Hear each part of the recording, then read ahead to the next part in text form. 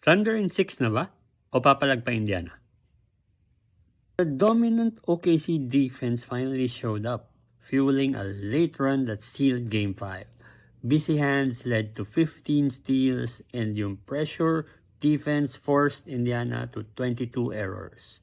But despite that, and even with the superstar efforts of SGA, J-Dub, hope lies for Indiana. The Pacers cut a 15-point lead down to 2 with 8 minutes to go. 0 field goals pa, and just 4 points lang si Haliburton who was playing through injury.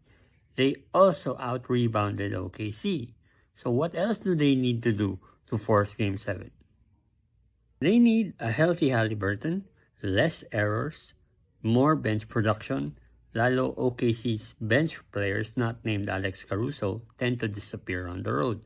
They also need counters to the OKC defense that locks down on corner threes, leaving more space for driving lanes. Tingin mo ba Indiana can force Game 7? Ako hindi. OKC in 6?